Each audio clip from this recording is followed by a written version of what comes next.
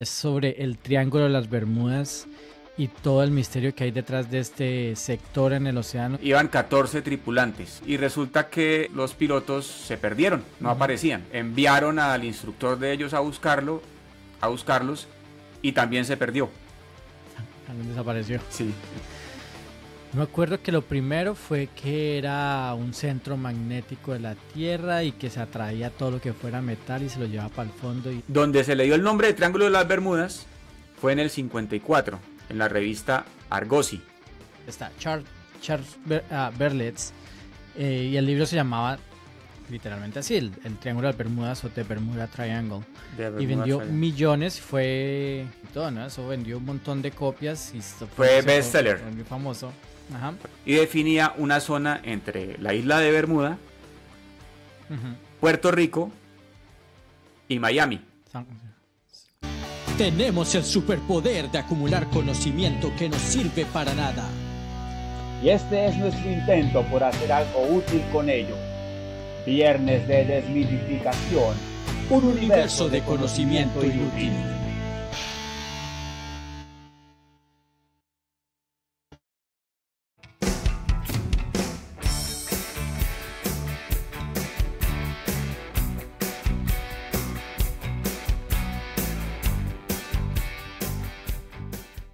Muy buenos días, tardes o noches a nuestros oyentes de Viernes de Desmitificación, y aquí estamos en otro viernes más desmitificando con nuevos espacios, nuevos temas, nuevos mitos y con nuevos oyentes también. Muchas gracias a todos por escucharnos y con mi compañero y mi fiel amigo Joao. ¿Qué más, mijo? Hola, hola a todas las amigas y amigos que pues semana a semana nos acompañan en nuestro y su BDD Podcast. Encantado de saludarlos de nuevo, encantado de saludarlo Mario una vez más. Y bueno, arranquemos con esto, entremos en materia. ¿De qué vamos a hablar hoy, parcero? Sí, hoy vamos a hablar de un tema que a mí personalmente de niño me entusiasmaba mucho, me emocionaba mucho leer. Tenía hasta revistas de las de Nat Geo, las de National Geographic, que tenían el tema. Siempre me causó mucha curiosidad, y es sobre el Triángulo de las Bermudas y todo el misterio que hay detrás de este sector en el océano, donde hay tantas desapariciones, tantos misterios y tantos mitos, ¿no? que nos han llenado la cabeza durante todos estos años. Exacto. Hay un gran halo de misterio alrededor del Triángulo de las Bermudas, pero no siempre fue triángulo, empezando. Antes era un cuadrado y era una zona y digamos que ha ido adquiriendo a lo largo de los años ese misterio alrededor, y la intención de nosotros es hoy analizar un poco la historia de esta zona y el por qué ha adquirido esta connotación, y mirar un poco si hay razón para esto o no. Sí, mirar si realmente es algo verdad de todos los mitos o simplemente no hay nada, no sé. Exacto, entonces, digamos, hay un suceso que marcó el punto cero en este mito del Triángulo de las Bermudas, y fue un hecho que ocurrió en 1945, un 5 de diciembre. Sí. ¿Qué ocurrió con unos aviones de la Fuerza Aérea de los Estados Unidos? 5 aviones. Marines. ¿Señor? No, eran marines. Sí, exacto. Bueno. Bombarderos, ¿no? 5 aviones que hacían... hago la aclaración. Sí, hago la aclaración porque como ellos tienen tantas divisiones dentro del ejército y se supone que los marines son como de lo mejorcito. Entonces, sí, no eran cualquier experimento volando, ¿no? Claro que esos sí eran pilotos novatos. Salieron 5 aviones con pilotos novatos a hacer un vuelo de práctica cerca a la Florida, al estado de la Florida, los Estados Unidos. Iban 14 tripulantes. Y resulta que los pilotos se perdieron, no aparecían. Enviaron al instructor de ellos a buscarlos, y también se perdió. También desapareció. Sí, entonces finalmente estos 6 aviones, pues con el paso de las horas se les acabó el combustible, se precipitaron al mar y nunca aparecieron, nunca se supo nada más de ellos. Entonces, en ese momento fue que empezó como a dársele forma a ese mito, a esa zona que en ese momento no se le conocía como el Triángulo de las Bermudas. Simplemente en ese momento decían las noticias que en la zona de las Bahamas se perdieron estos aviones. Y posteriormente a esto hubo otras desapariciones en esa zona, y se le empezó a llamar a esa zona el cementerio del Atlántico o el mar de la mala suerte. Pero digamos que siempre, y aquí es donde empieza un poco la explicación a por qué se le da esta connotación de misterioso y de peligroso a este sitio. Tuvo que ocurrir un accidente que involucrara a gente, por decirlo así, importante. O sea, gente de las Fuerzas Armadas de los Estados Unidos. Porque en realidad en esta zona siempre habían naufragado barcos. Pero pasó esto con aviones de la Fuerza Aérea, entonces se le empezó a poner como cierta atención. No, y hubo un accidente antes de ese de 1945 que después vino a colación, después del 45, y entonces empezó a agregar a la leyenda, ¿no? Y fue el USS Cyclops en 1918 con 309 personas a bordo, que también desapareció y nunca encontraron restos de este barco, de esta nave. Exacto. Fíjese, yo estaba tratando de hacer un ejercicio parecido, ahí como por jugar, con casos en Colombia. Y me encuentro una similitud. Mire, vale, cuidado, me puse a mirar cuáles son las carreteras con más accidentalidad en Colombia. Y siempre uno escuchaba hablar del Alto de la Línea, que eso queda en el sur del país. Sí. Ahora ya no es tan transitado. Allá. ¿Sí? Bueno. Ahora ya no es tan transitado. Ya no es tan transitado porque hicieron un túnel que atraviesa la montaña por debajo, entonces ya no es... El túnel que duró como 30 años fabricando y no lo podían abrirlo y cerrando y lo abrían y duró como 20 años más de lo que se suponía que tenían que durar haciendo. Exacto, así es. 20 veces el presupuesto. Así es, exactamente. Bueno, eso pasa aquí todo el tiempo. Es normal. Sí. Entonces me puse a mirar cuáles son las carreteras con mayor accidentalidad en el país y la línea no está entre las más donde más se accidenta la gente. Las tres carreteras donde más se accidenta la gente, y póngale cuidado, la primera encontré que es la carretera entre Antioquia y Bolívar. Okay. Ahí todo el tiempo ocurren accidentes y todo el tiempo se mata gente. Pero ¿cuándo se habló de la accidentalidad en esa vía? Cuando a la altura de Córdoba se mató el cantante de vallenato Caled Morales. Oh, ahí fue donde murió. Sí. Okay. La segunda, perdón, el que murió en esa vía fue Martín Elías, el hijo de Diomedes Díaz, que fue hace no mucho. La segunda vía con mayor accidentalidad del país es la vía que comunica al Cesar con la costa. Nuevamente, ¿cuándo se escuchó de la accidentalidad en esa vía? Cuando ahí se mató Caled Morales. Ok. Ahora, la tercera vía con mayor accidentalidad, las tres están en la costa. La tercera, la tercera es la vía entre Pasto y Rumichaca, o sea, en el sur del país, es una vía cerca de Ecuador. La cuarta es la vía que comunica Cartagena con Barranquilla. Esa vía yo tuve la oportunidad de recorrerla mucho cuando vivía en Cartagena y sí es bastante peligrosa porque es muy recta y la gente va embalada. Lo mismo, esa vía ahí todos los días ocurren accidentes, hay muertos con mucha frecuencia, pero ahí fue donde se hizo muy famosa cuando se mató ahí Patricia Teherán, la cantante de las musas del vallenato terminando los 80s, empezando los 90s. Entonces, para ser famoso una carretera tiene que morir un artista vallenato. Eso pasa y es más o menos, yo creo que lo que pasó también con los soldados de la Fuerza Aérea. Entonces pasa un accidente relativamente importante, entonces ahí sí se hace como hincapié en lo peligroso que puede ser una u otra vía o otro. O sea, ahí se hace el espectáculo, la noticia, el artículo, la nota y se vuelve famoso. Y se empieza a crear como cierto misterio alrededor de esa zona. ¿Sí ves?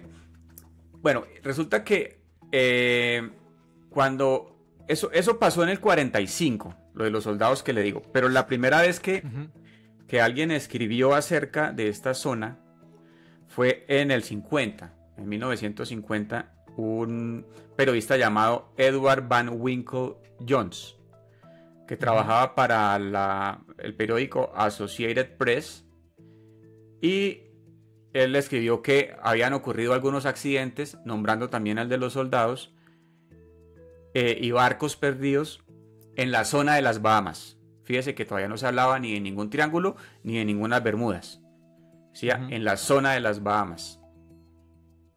Luego vino en el 52 un hito muy importante, que es cuando un periodista llamado George X. Sand publica en una revista que hablaba de fenómenos paranormales, llamada Faith. Ahí escribió sobre, nuevamente, los soldados y sobre otros casos, y nombra a este sitio el cementerio del Atlántico. ¿Cierto? Ese fue un segundo hito muy importante. Donde se le dio el nombre de Triángulo de las Bermudas fue en el 54, en la revista Argosy, que fue un tipo muy importante para digamos, como para atraer oyentes, para atraer público a este evento, porque finalmente... Sensacionalista. Exacto, porque era un tipo amarillista, llamado Vincent Gaddis, o Gaddis, no sé cómo se pronuncia. El man en el 54, en Argosy, ahí sí escribió un artículo donde llamaba a este sitio el Triángulo de las Bermudas, y definía una zona entre la isla de Bermuda, Puerto Rico y Miami. Definió un triángulo que tiene más o menos 1.700 kilómetros de lado y que tiene un área de 1.1 millones de kilómetros cuadrados, y lo llamó el Triángulo de las Bermudas. Y ahí fue donde se tomó ese término como para definir la zona de peligro, pues, donde desaparecía todo. Pero realmente no es que cumpla el triángulo exactamente, simplemente la forma más fácil de definir la zona. Sí, exacto. Yo creo que es marketing, ¿no? Es, digamos, Sí. Si yo empiezo a hacer eso no, defino esta zona como un triángulo y le llamo el Triángulo de las Bermudas, y entonces ya se empieza como a vender periódicos. El octágono de la costa, le ponemos todas las carreteras peligrosas. Y coincidencialmente este mismo man, o sea, Vincent Gaddis o Gaddis, no sé, coincidencialmente después escribe un libro sobre que se llamaba Invisible Horizons, True Mysteries of the Sea, Horizontes Invisibles, los verdaderos misterios del mar. Y hay un capítulo que se llama El mortal Triángulo de las Bermudas. Publicó al poco tiempo este libro. Entonces empieza a dar como cierta, así, como cierto sensacionalismo. Entonces, bueno, y hay otro autor que también contribuyó a este misterio, creo que fue el que más contribuyó al misterio y al sensacionalismo del Triángulo de las Bermudas, y fue por el libro que escribió Charles Blitz. Berlitz. Contribuyó, no, ese fue el que la sacó al estadio. Ese fue el que mandó a la fama al Triángulo de las Bermudas. Ese fue el que la sacó al estadio, sí, señor. Eso fue por allá en el 70 y algo, ¿no? Eso fue como en el 76, si no estoy mal. 4. 74. Aquí está, Charles Berlitz.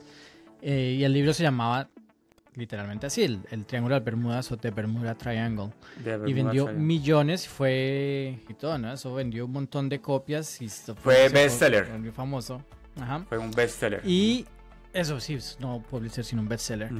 Y ahí metió todo tipo de mitos, ¿no? Ese tipo hizo un sancocho de mitos ahí, desde distorsiones magnéticas, metió la Atlántida, metió extraterrestres, metió monstruos marinos, poca vaina. Sí. Se inventó casos, atribuyó ahí, o sea, al triángulo atribuyó casos que habían ocurrido en otro lado. Los metió en el triángulo. Sí, y para casos donde se encontraron las naves, dijo que nunca se habían encontrado. O sea, el man hizo un libro totalmente lleno de sensacionalismo para vender. Pero el libro era catalogado como ¿qué? Como ciencia ficción, novela, documental. Paranormal, fenómenos paranormales. Ah, pero no. Fenómenos paranormales. O sea, tenía mucha licencia artística, digamos. Y yo digamos, yo entiendo mucho eso porque a mí personalmente me pasó que en una época de mi vida me dejé como convencer mucho por esa cosa de los fenómenos paranormales. Cuando yo estaba por ahí en mis 18 años, 19 años, de hecho leía muchísimo, pero me volví fanático de un escritor que era Juan José Benítez, español. Ajá. Muy famoso por escribir esta saga de libros, Caballo de Troya. Hay como 13 libros de Caballo de Troya. Yo me leí 6, aparte de otros libros del man. Y el man habla mucho del fenómeno ovni. De hecho, en Caballo de Troya establece una relación entre la vida de Jesucristo y el fenómeno ovni. O sea, relaciona a Jesucristo con extraterrestres. Marica, yo en esa época andaba pero alienado, o sea, yo andaba... Todo lo que escribía JJ Benítez, yo me lo creía. Y lo andaba diciendo todo eso. Lo tomaba como cierto. Sí. Claro, en este momento me acuerdo y me río, pero en esa época yo, o sea, andaba totalmente y lo alienado. defendía. Sí, claro. Y sí, yo creía que Jesucristo era un extraterrestre y aparte él habla de otras cosas de ovnis y cosas que yo me creía y todo, o sea, cualquier luz en el cielo para mí era un ovni. Entonces, sí, eso puede pasar sobre todo con los pelados, como vamos a ver ahorita en un momento, eso pasaba más que todo era con los jóvenes, la cosa del triángulo de las Bermudas. Porque tienden a creer más todo ese tipo de teorías, ¿no? Exacto. Venga, y yo, no sé, quería tomarme una pequeña licencia de meter una desmitificación dentro de esta desmitificación, si me lo permite. Hágale. Sobre ese término bestseller. Ajá. ¿Cierto? Entonces voy a poner un ejemplo. Vamos a sacar de la colada los libros más vendidos, porque los libros más vendidos en realidad no son de literatura, son por ejemplo religiosos. La Biblia es el libro más vendido de todos los tiempos. El Corán, esos libros. Y saquemos los libros de texto, porque no vale la pena meter dentro de eso el cálculo de Purcell o el álgebra de Baldor, porque de lejos se llevan porque toca comprarlos. Exacto, hablemos de literatura. El libro más vendido de todos los tiempos es Don Quijote de la Mancha. ¿Todavía? Sí, es el libro más vendido de todos los tiempos. Más que Shakespeare. Sí, me da pena no tenerlo aquí, es un libro que algún día me quiero leer, lo que pasa es que me da es como miedo porque es un libro complicado y largo. Pero yo lo empecé a leer alguna vez hace años. El lenguaje, es que el lenguaje es complicado, es español castizo que es bien difícil de leer. Muy, muy difícil. Las primeras 2 horas me tocaba con diccionario al lado. Y el libro es bien largo, pero yo algún día me lo quiero leer, es un reto, algún día me lo tengo que leer. Lo mismo me pasa, por ejemplo, yo leo mucho a Stephen King y un libro que algún día me quiero leer es It, pero nomás de verlo como es de largo me da miedo, pero algún día me lo voy a meter a ese. Pero bueno, mire, póngale cuidado. El segundo libro más vendido de todos los tiempos es este. Es A Tale of Two Cities. A Tale of Two Cities de Charles Dickens. Fíjese que es el segundo libro más vendido de todos los tiempos y por ningún lado dice bestseller. Por ningún lado dice bestseller. El tercero es un librazo que se me perdió, lo leí cuando pelado. ¿Y el de Don Quijote dirá bestseller? Tampoco creo que... No dice por ningún lado. El tercero se me perdió, pero lo tengo que volver a comprar, que es El Señor de los Anillos, pero por ningún lado dice bestseller. No, el cuarto sí lo tengo aquí, y por ningún lado dice bestseller. ¿Qué significa bestseller? Entonces, ¿qué pasa? Que es que el término bestseller es un término que fue acuñado por las mismas editoriales y que lo usan a diestra y siniestra para promocionar uno u otros libros. No tiene ningún... No está normalizado por ninguna entidad. No está estandarizado. No está estandarizado. Porque me parece que lo justo para calificar un libro de bestseller o no debería ser calificarlo por el número de copias vendidas en una franja de tiempo determinada. ¿Cierto? Claro. Entonces, ese es un término que usan las editoriales a discreción.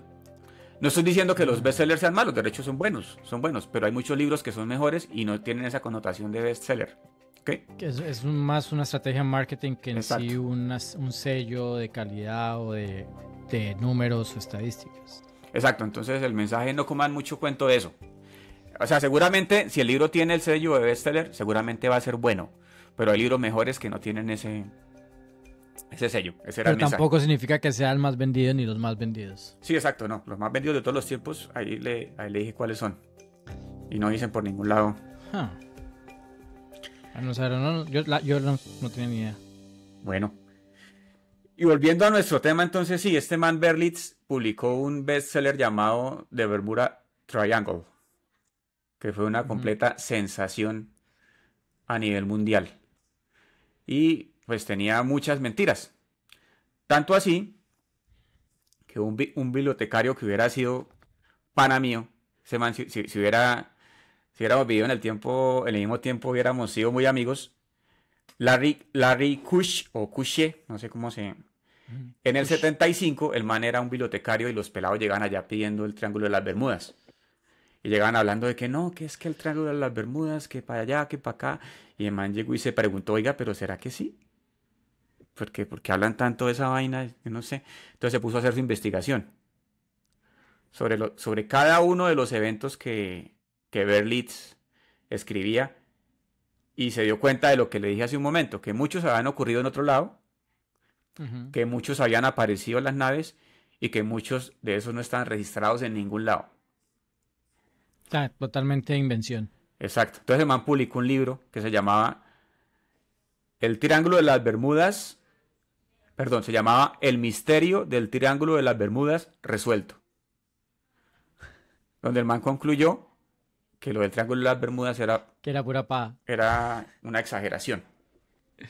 Era una Claro, exageración. es que yo he escuchado de todo con ese mito. Yo me acuerdo que cuando yo estaba metido en eso de todo ese tipo de cosas paranormales que también tuve en mi época, yo me acuerdo que lo primero fue que era un centro magnético de la Tierra y que se atraía todo lo que fuera metal y se lo llevaba para el fondo y eso como era tan profundo no se no encontraba nada por allá.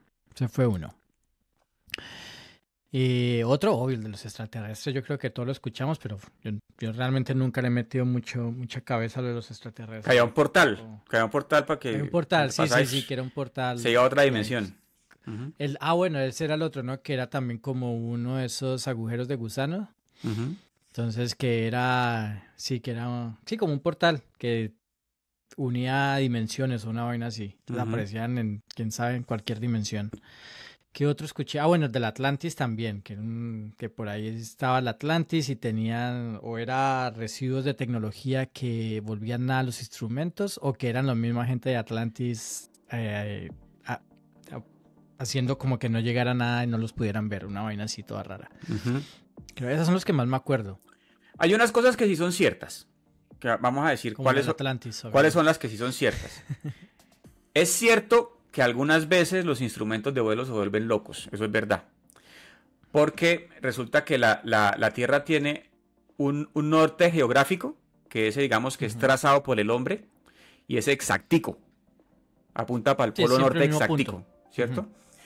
Pero hay un norte que es magnético, que ese se mueve, ¿cierto? Que es el polo... No es siempre el mismo. El centro magnético de la Tierra en el polo norte, él se va moviendo, ¿cierto? Sí. Entonces los instrumentos de vuelo se diseñan teniendo en cuenta eso, ¿sí? Que los polos de la Tierra, los magnéticos, se mueven todo el tiempo, entonces se diseñan para que ese delta o esa descalibración la absorban y ellos apunten siempre para el norte geográfico, ¿cierto? Sí, empiezan a corregir, tiene unos mecanismos para poder corregir el norte magnético a medida que se va moviendo. Pero entonces pasa que algunas veces, y en esa zona pasa mucho, que de vez en cuando los dos coinciden. El magnético y el geográfico. Entonces, en ese momento, como el instrumento de vuelo viene diseñado para la condición que ocurre el 90% del tiempo, que es que no coincidan, entonces cuando coinciden se vuelve loco, ¿sí? Empieza a fluctuar. Sí, porque no hay un norte magnético fuerte, entonces empieza como a variar, sí. Empieza. Pero entonces un piloto avesado, eso no le afecta. No, ya sabe. Ajá, un piloto teso, cuando pasa eso no se asusta. O sea, es una cosa normal. No tendría por qué afectarlo. Pero bueno, eso es cierto. Lo otro La inexperiencia de algunos puede que se hayan asustado, que es lo que explica varios pilotos diciendo que se vuelve loco el compás en ese punto, y es por eso, porque es donde se alinean el norte magnético con el norte, bueno, el norte real, lo que llamamos nosotros, norte geográfico. Bueno, sí, es que en inglés se dice compás, pero acá se dice brújula, ¿no? Brújula. Dije compás, la brújula. Pero sí, exacto, eso es lo que pasa. Otra cosa que es cierta es que, y eso pues digamos varios artículos científicos han escrito al respecto, es que en alguna parte de esa zona brota metano del fondo del mar. Entonces ese metano al llegar a la superficie forma burbujas. Y esas burbujas pueden hacer que embarcaciones no tan grandes, cuando pasen sobre esas burbujas, realmente queden es como flotando, ¿sí? O sea, como parado encima de burbujas. Sí. Y entonces eso los inestabiliza y se pueden voltear. Pero tampoco hay pruebas de que haya pasado. O sea, es una teoría. Es una teoría. Sí, pero sí es un hecho sí que hay yacimientos de metano. Eso sí es un... Exacto. Ese es el hecho. La teoría es que pueda voltear un barco, pero realmente no hay pruebas de que haya pasado ya. Y una cosa que sí es cierta es que ahí hay un mar que se llama... Hay una parte que se llama el mar de los sargazos, que hay demasiadas algas grandes, o sea, muchas matas, demasiada vegetación. Okay. Y sí puede pasar que embarcaciones pequeñas se enreden en esas algas, los motores se les enreden, todo eso. Los motores se enreden. Eso sí es algo que puede pasar. Ahora, otra cosa que sí es cierta es que es una zona de alta turbulencia, o sea, de muchos huracanes. Muchísimos. Eso sí y es muy, muy cierto que creo que ahorita acabamos de empezar, hace 2 o 3 semanas empezó la época de huracanes, y es que pueden llegar, han habido épocas de 2, 3 huracanes en un momentico. Y esa es la zona donde normalmente llegan a pegar. Y también dicen que llegan a haber olas de hasta 100 pies de altura, que son como 30 metros, algo así. 30 metros de altura que fácilmente tumban un barco grande. Sí, exacto. Entonces eso sí, esas son cosas que sí. Ahora, las otras de las desapariciones muchas veces tienen su explicación. O sea, es cierto que hay embarcaciones que no han aparecido, eso es normal. Pero eso ha pasado en muchas otras partes del planeta, sobre todo donde hay muchas profundidades, como pasa aquí. Exactamente. O sea, aquí el mar puede tener en promedio 6 kilómetros de profundidad, y en algunas partes llega hasta los 8 kilómetros de profundidad. Entonces, cuando un barco, y ahí volvemos a lo que hablábamos al principio, cuando un barco se hunde o un avión, depende de quién sea el barco o de quién sea el avión. Porque, por ejemplo, hace poco se metieron hasta 11.000 metros buscando un millonario que, por ir a buscar el Titanic, el submarino se le ahogó. Entonces, como era un magnate, entonces bajaron hasta los 11 kilómetros buscando al man, ¿sí o qué? Me acordé del meme que viene estos días de la gráfica de muertes del Titanic a través del tiempo. ¿Lo ha visto? No. Entonces obviamente está 1900, después cuando se cae el Titanic. Un montón de muertes. ¿Cuántos fueron? No sé. Cae otra vez. Después otra vez 000. Cuando explota el Ocean Blue, 1. Sí. Muertes causadas por el Titanic. Pero sí, entonces digamos, en condiciones normales, cuando se hunde una embarcación o se cae un avión y se precipita 8 kilómetros, normalmente nadie lo va a buscar porque eso vale mucha plata. Es demasiado costoso. De hecho, los humanos solamente hemos explorado como el máximo el 20% de los mares, porque explorar el mar es muy caro, es muy difícil. El mar es muy profundo y nosotros no conocemos muy bien el mar. Es muy caro, y todavía no sé si todavía está la tecnología para llegar a esas profundidades, ¿no? Por la presión del agua. Lo máximo que hemos llegado es a un poco más de 11 kilómetros. Que el récord lo tiene por ahí no me acuerdo el nombre del man que tiene el récord, que llegó a un poco más de 11 kilómetros, pero de cerca lo sigue James Cameron, el productor cinematográfico que hizo Titanic, porque él hizo es oceanista también. O sea, él hizo un documental donde llega hasta por allá para ver qué hay por allá. Literalmente es, o sea, su segunda carrera después de ser director de cine es oceanista, o sea, él ha estudiado muchísimo y ha metido mucha plata en estudiar los océanos. Exacto, entonces eso también explica que se desaparezcan naves, pero con todo y esto que hemos hablado, el Triángulo de las Bermudas no es uno de los sitios más peligrosos del planeta. Hay sitios mucho más peligrosos en el mar. Sí, esa era la parte que quería hablar, y es que estadísticamente no hay más desapariciones o accidentes en esta zona que en cualquier otra zona con las mismas características. Es exactamente igual, o sea, va en el promedio de accidentes, desapariciones o incidentes en otras partes del océano, incluso en otros océanos con las mismas características, y no lo hace nada especial, realmente fue más el sensacionalismo. O sea, creo, si no estoy mal, en los últimos 100 años han pasado por ahí más o menos 10 millones de vehículos. Y creo que el registro muestra 100 barcos y 50 aviones que han tenido alguna fatalidad en esa zona. Eso no es nada.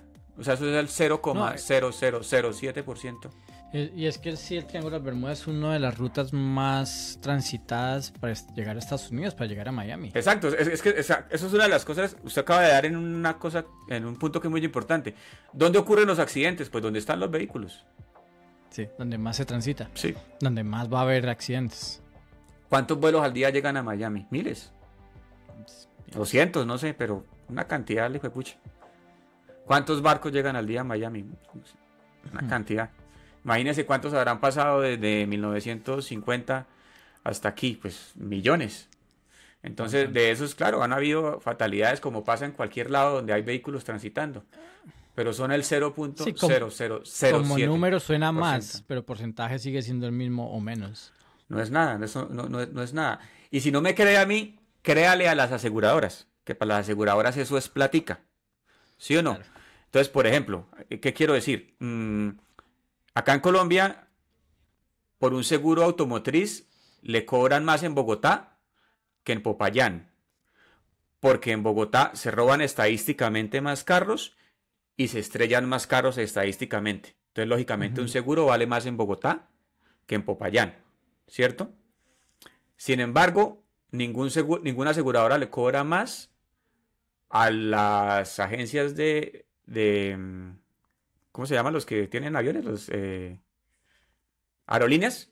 Ninguna aseguradora le cobra más a las aerolíneas que vuelan normalmente por el Atlántico, por el Mar Caribe. Más, yeah. No les cobra más porque la estadística no dice que ahí se estrellen más aviones, que ahí se pierdan más aviones. Nada de eso. Igual. Entonces no hay nada que temer. Ahí está. Y si la aseguradora lo dice, yo le creo. Claro, porque para ellos es plata. Esa gente no va a perder un dólar. Claro. O sea, pues usted habrá pasado por allá decenas de veces. Yo he pasado 2 veces. Y ni me he enterado. De hecho, supe que después fue que investigando supe que pasé por el Triángulo de las Bermudas. Que uno pasó por ahí, sí.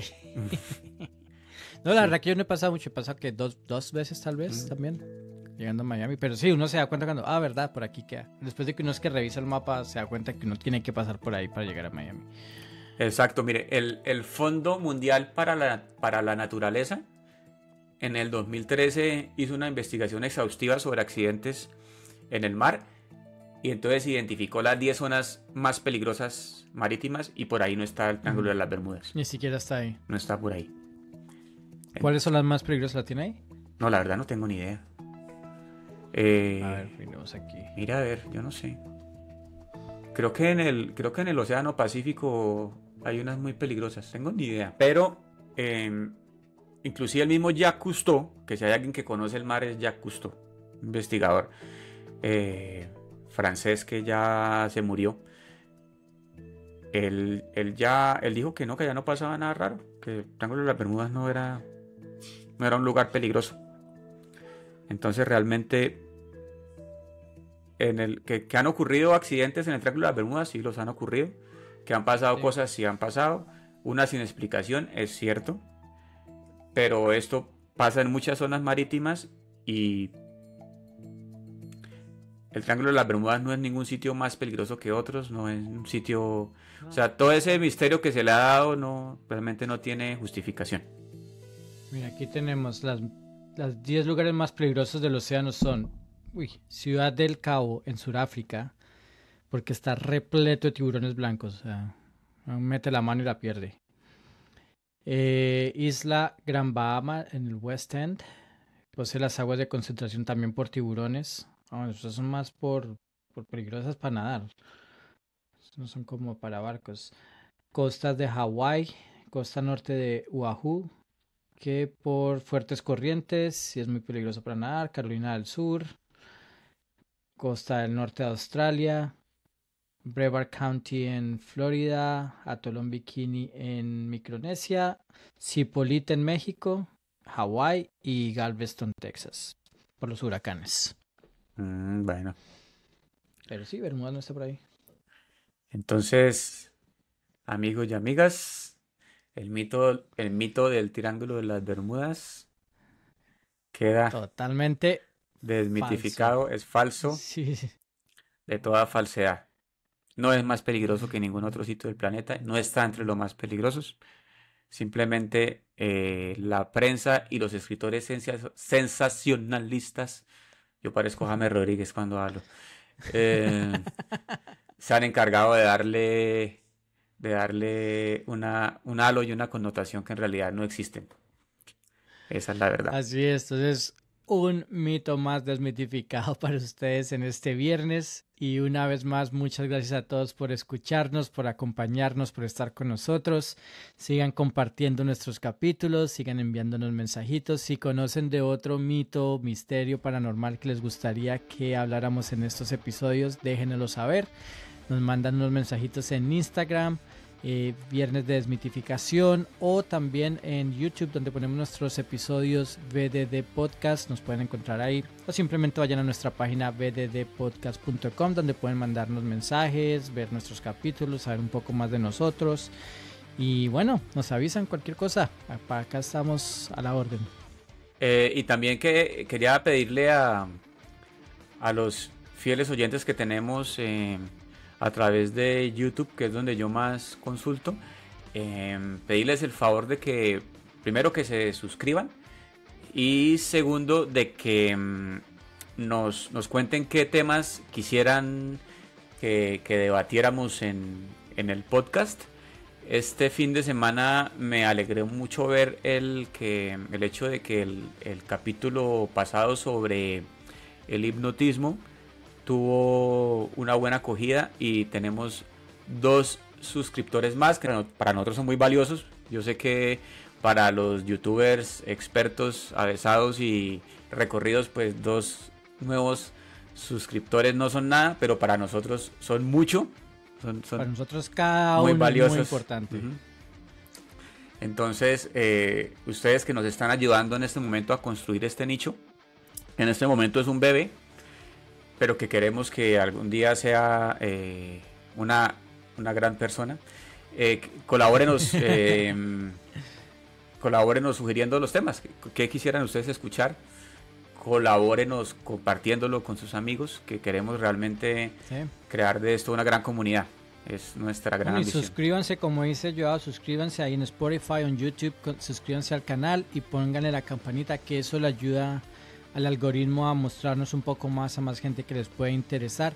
Y también quiero hacer una invitación en el día de hoy, si Joao me lo permite. Si usted se siente experto en algún tema o tiene algún conocimiento y quiere hablar de algún mito y desmitificar algo, déjenoslo saber y lo con mucho acá. gusto lo tenemos aquí de invitado y hacemos un capítulo y pasamos un ratico ameno aquí en Viernes de Desmitificación.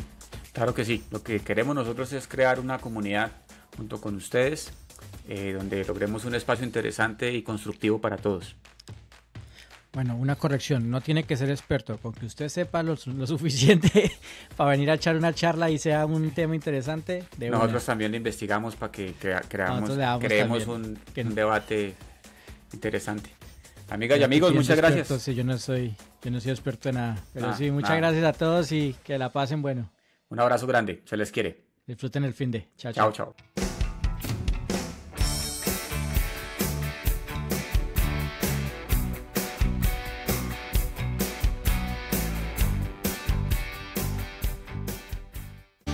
Tenemos el superpoder de acumular conocimiento que no sirve para nada. y este es nuestro intento por hacer algo útil con ello. Viernes de desmitificación, un universo de conocimiento inútil.